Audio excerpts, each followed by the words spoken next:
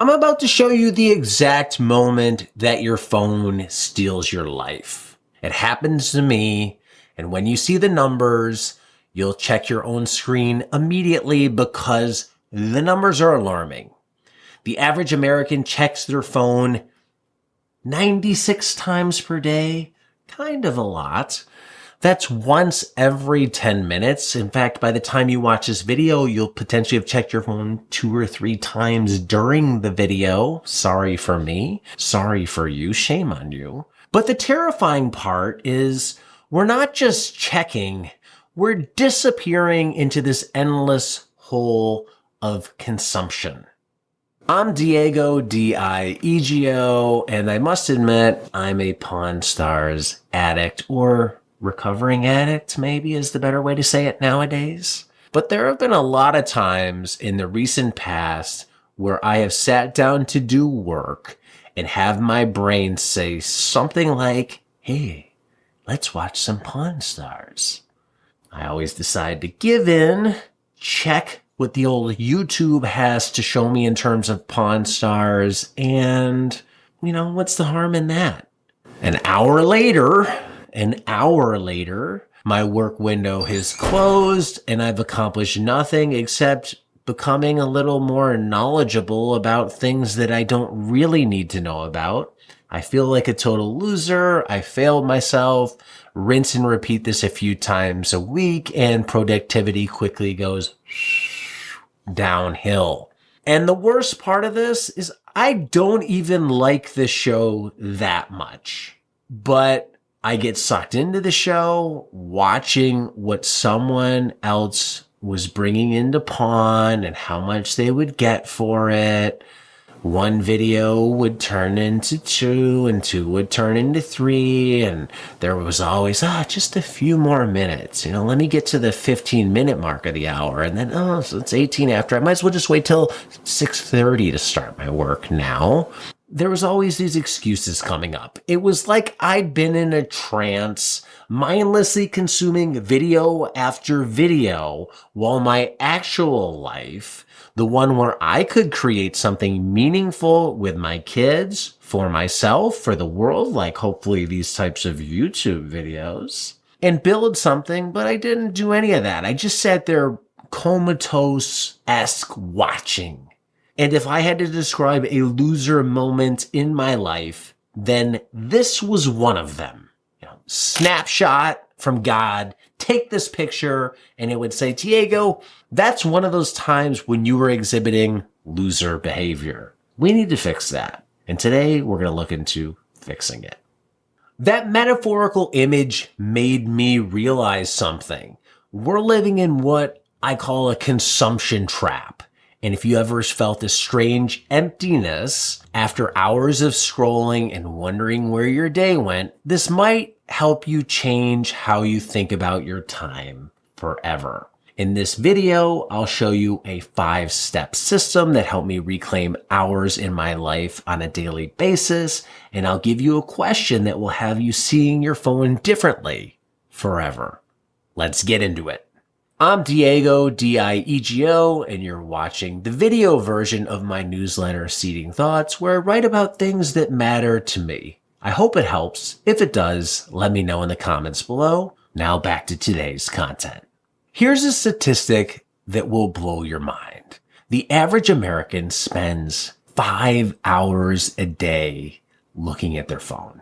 That's 35 hours a week, almost a full-time job. Over the course of a lifetime, that's 12 years of our precious time staring at screens. I have a 12-year-old right now. So that would mean that when she was born, she started looking at the screen every single moment of her life. And she's just finishing right now as she turns 12. And that represents how much time she watched of TV or a screen over the course of a lifetime. So just look at a 12-year-old and say, if that person watched a screen every bit of their life, that's how much they would age. They'd go from a baby to that size, and all they did is watch a screen. It's crazy amount of time, and it's actually pretty scary. The scary part about this is it's true, and the science backs it up. The scary part of this is it's addictive. In the Journal of Behavioral Addictions, research has shown that passive consumption activates the same neural pathways as substance addiction. It creates a cycle where we need more and more stimulation to feel satisfied. But the real cost isn't just time. It's what happens to us during those hours. Before I recognized this pattern in my life, it was different. There were times when I was a work machine. I would get lost in work. But after a day of heavy consumption, I felt the exact opposite. I'd wasted so much time, which created a ripple effect. The scary thing is that if you do this often enough, the days compound and you start getting more depressed, feeding into this unproductive binge cycle. You feel like you're not getting anything done, so you feel like the only way of not getting more done is just to get distracted about not getting stuff done, and you just start watching more and more stuff. And you drift further and further away of your unproductive self, which is just sitting over here and saying, come back, we want you back. And you're like, no way, I'm watching Pawn Stars. And Pawn Stars was the thing that made me realize that this was going down a scary road. I was becoming an expert in things that didn't matter to me.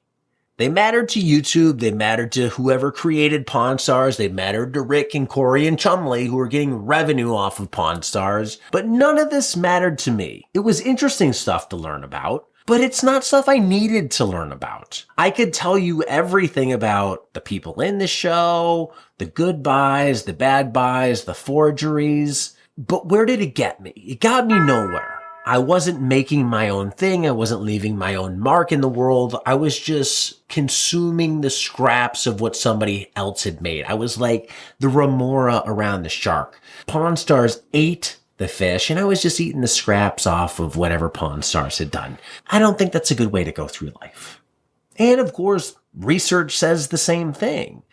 According to Stanford University, passive media consumption literally shrinks our brain regions responsible for creative thinking. You're not just wasting time, we're rewiring our brains to be consumers instead of creators. And we all should be creators. This doesn't mean everybody's an author or an artist or a YouTuber, but in your day-to-day life, your job probably requires you to have some creative thinking. And the less creative thinking you do, the harder it is to do it. And the more you just want to consume someone else's creative thinking. Not a good place to be.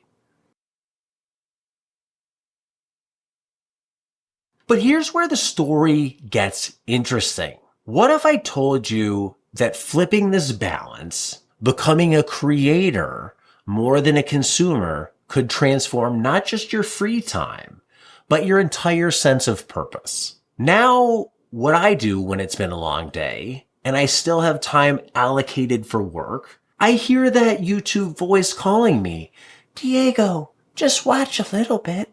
Take a break. It's okay. But I've learned to say no. Get off my shoulder. I don't want to hear you anymore. It's hard to do, admittedly, and I'm not perfect. I do give in sometimes. I know, shame on me, but I'm a human like you are too.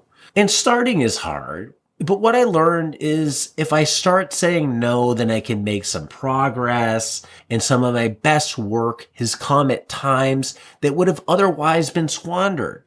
What I mean by that is I'll get to these parts of the day where it's like, I don't really have enough time to do work. The reality is I do have enough time. I'm telling myself I don't. And what I've learned is if I turn off the consumption and go to the creation mode, I actually make some really cool stuff during this time that would have otherwise gone wasted. And here's the beautiful truth. Being a creator doesn't mean we all have to become a Picasso or write some amazing symphony. Creation means a lot of things. Cooking a meal from scratch instead of ordering delivery. Writing a few pages in a journal instead of scrolling social media. Building something instead of buying it. Teaching your kids to draw instead of watching drawing videos. Starting a blog you've been thinking about for years. I've used this creative side to come up with activities to do with my wife. Previously at night when we had a little bit of alone time, we either just crash or watch TV, we'd consume. Now we try and create. We'll play a game, we'll do drawing, we'll do an exercise together. And It's opened up a lot of possibilities and helped us get to know each other better and experience life together instead of both just taking what life gives us. We've taken some control back and said, we're going to control the narrative here. This is our life and we're doing this together instead of just letting life dictate it for us. So how do we escape the consumption trap? I've developed what I call the creator's path. 5 practical steps that will shift you from a passive consumer to an active creator. Step 1, the awareness audit. Before, I had no idea how much time I was wasting. It seemed like minutes, meaning not so many, but the reality was it was many minutes that added up to hours. After I started implementing tracking, the warning light went off and I started asking myself, WTF? What's going on? And am I really trading my life for this? Am I trading my time for my kids for this? For those who don't have this internal realization, an app can help you. It can force you to make that realization because it's not going to hide from the truth. It's just going to say, here's how much you used your phone and here's where you're spending your time on it. The numbers aren't going to lie. So this week, track your consumption without changing it. Just live your normal life. Observe, but keep that app running. And notice how you feel after an hour of scrolling versus an hour of creating something. My bet is you're going to feel very different. Step 2, the 15-minute creator challenge. Neuroscientist Dr. Teresa Ambly, her research showed that even 15 minutes of a creative activity can boost mood and cognitive function for an entire day.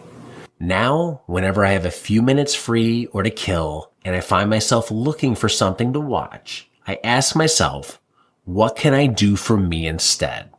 Go for a walk, do a brain dump of ideas, write something, or just pick up a piece of paper and sketch. If you have 15 minutes, that's a great way to get your creative juices flowing. If you want to start your day off right, being a creator, just spend the first 15-20 minutes of your day after you've settled in a little bit and just free write. Brainstorm ideas. See where it goes. It's not one of those things that's going to revolutionize your life or make you live longer or feel amazing right away, but it helps you take some control back. And you never know where those ideas lead. And if you go back to the science, just like she said, 15 minutes of creative activity can boost your mood and cognitive function for the entire day. Step 3, the 1-for-1 rule. Here's a game changer. For every hour you spend consuming, commit to 15 minutes of creating. Just 15 minutes. You know that ratio is it's not balanced. If we had balanced it, nobody's ever going to do it. So just for every 1 hour you consume, spend 15 minutes creating something. Pretty easy.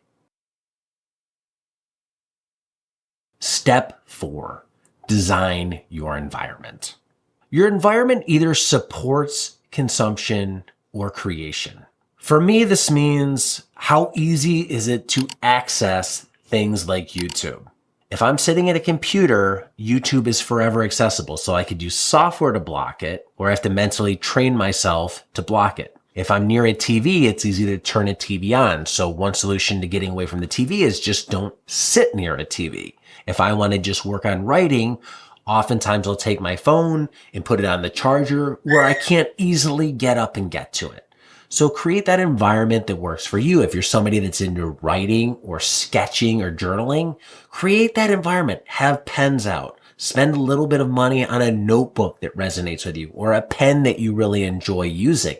Those little things can make a difference. If you have to turn it into a ritual, make a nice cup of tea or a nice cup of coffee. Put on music that you like and create your own special little zone.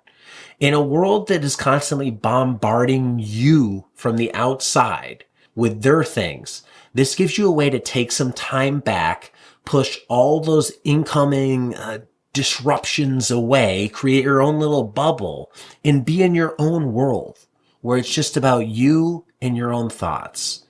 And oftentimes I find that when I write with a pen and paper, I get a much different experience than if I'm just typing. Now, I'm really good at just typing stories and not getting distracted, but there's something about the tactile experience of holding a pen and putting ink on paper that I think is truly personal, especially in this age where we look at screens so much. It gives you that much needed break.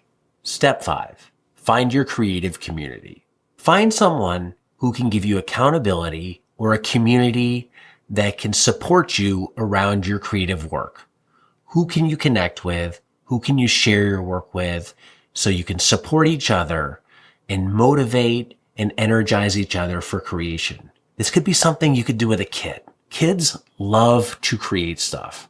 And I don't think enough parents, including myself, do enough one-on-one things with their kids away from a screen. So sit down with your kids and draw something, crochet something, make a bracelet, whatever it is, cook dinner together.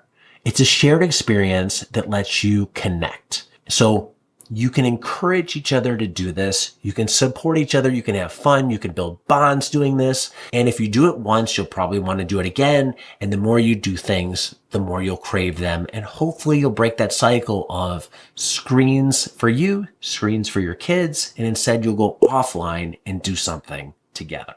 Personally, I can say this really matters. I know on days that I spend a bunch of time doing creative work, working on products, working on projects, writing YouTube videos, editing YouTube videos, where I can express myself, I find that helps me connect myself with my true me. I will feel like, hey, I'm doing a lot of work today. And it can be tiring because mental work, I think, can be fatiguing.